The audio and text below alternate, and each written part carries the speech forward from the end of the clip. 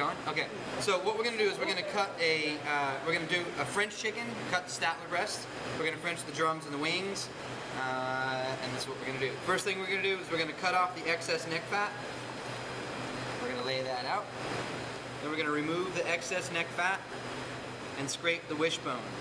So scrape down to expose the wishbone, right, all the way around. And once you expose that wishbone, then you can put your thumbs in behind it and pop it out.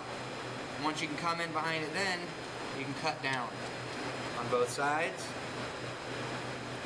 And then at the top, you're going to deal with that blade piece that has a different shape. You're going to come in with your thumbnail right against that underneath and then roll it out so that it comes out without any meat or fat on it.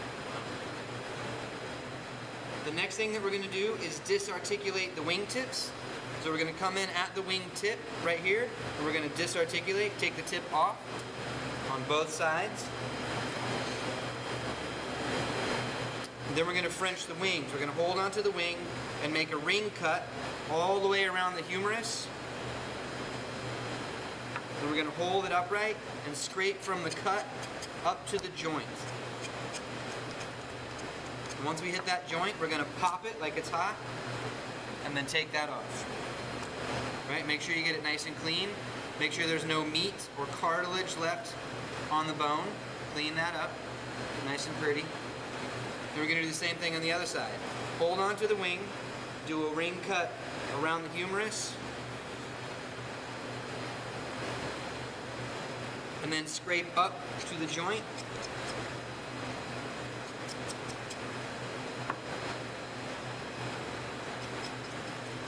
And then you're going to pop it like it's hot, and that comes off.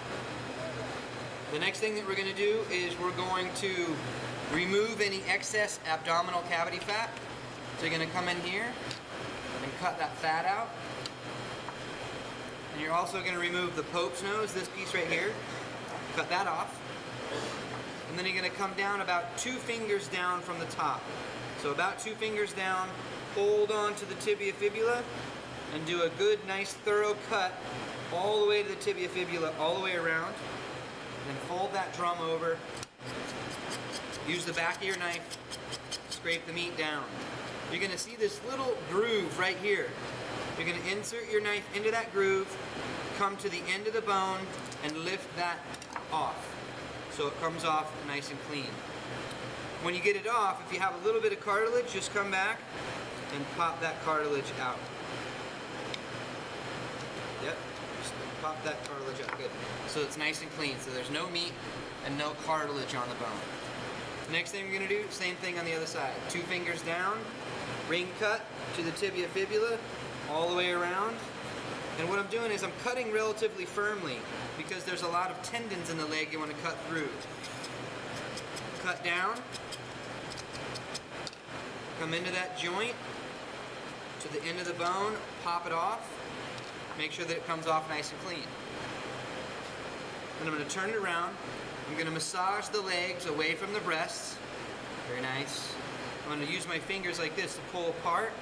Cut on the leg side, on both sides. And then I'm going to pop them out of socket. So when I pop it, I'm popping the femoral head out of the socket joint. Then I'm going to come down. I'm going to follow the longest muscle in the thigh down to the H-bone. This is the H-bone right here. I'm going to come in right on top of that bone, and I'm going to cut the oyster out. So this is my pelvis, and this is my oyster. As I cut it, that oyster is going to pop out and become a little more easy to see. There's my oyster, this round piece here, and that's the bone. I'm going to come up over the ball and socket joint, ride down the backbone. I'm going to repeat that on the other side. Follow the longest muscle in the thigh, down to the H-bone, scoop into the H-bone, and cut the oyster out. Come up over the ball and socket joint and ride down the backbone. Okay? I'm going to work on my legs for a second. So I'm going to disarticulate the thigh from the drum by following this line right here. I'm going to cut straight down to take my drum away from my thigh. Okay? This is the femur, that's the femoral head, and that's the tibia fibula. Okay, same thing here. Follow the line, cut right down through the joint, drumstick, thigh. Then we're going to take the chicken back. We're going to come in right behind the neck. We're going to do the mother cat. So you're going to lift it up, come right behind the neck, follow that neck fat down, follow it down the tail, cut that off. Right? We do that because we don't want the fat in our stock, and we're going to save the fat to use for rendering into making schmaltz. Flip it over, pull the skin tight like the brain. Make an incision just cutting through the skin to expose the keel bone. Once you can expose that keel bone, you're going to come down nice and close to the keel bone. Spin it around so you can follow it, and as I cut, I'm going to follow the carcass down and around. I'm really only using the tip of the knife because that's where it's sharpest. So follow down, just keep following that carcass, making a bunch of little cuts, pulling the meat as you go. You can see the first joint is already popped. We're going to come to that second joint. Follow it down until you can see the tendon in the tender. This is the tender. Cut through until that joint becomes more prevalent, and then cut back through the joint and take that off. Okay? Now we're going to trim it up to make it pretty. Trim off any excess fat. There's our Statler. But we're going to take the tender out. I'm going to come back to that. Now on this side, you can see the keel bone, and you can see this little hooked end of the keel bone.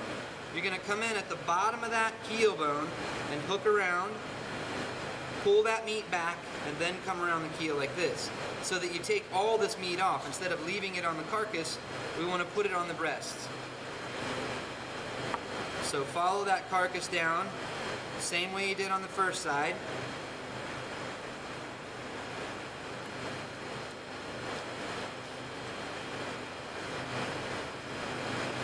This is our first joint.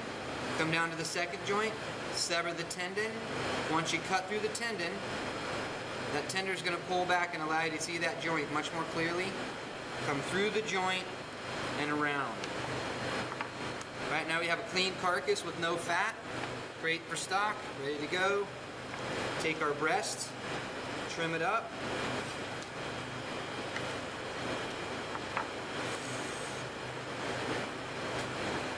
After you take the tender out. Okay, breast there. And then we're going to take the tender, put that down on the board. I'm going to show you two ways to do the tender. You can come in, use the back of your knife again. This is the tendon we're going to take out. Press that down to the table so that you have something to hold on to. And then hold on to it. And then just slide your knife along that right against the table. Yep.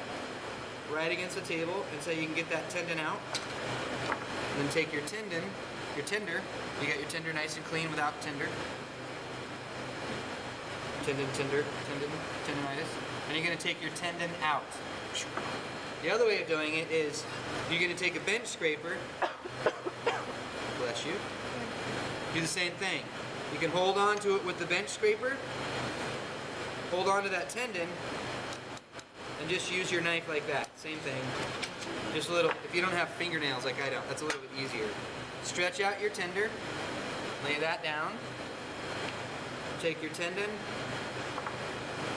and lay that out. And that's the Statler chicken breast.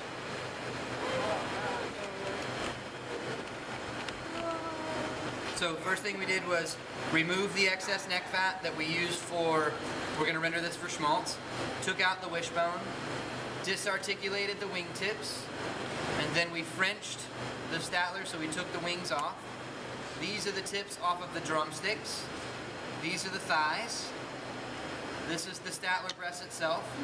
Clean carcass. Tendons with the tenders with the tendons removed. And we're going to use all of these items, the tips, the wishbone, and the carcass for our bone pile. We're going to render that for schmaltz. SCH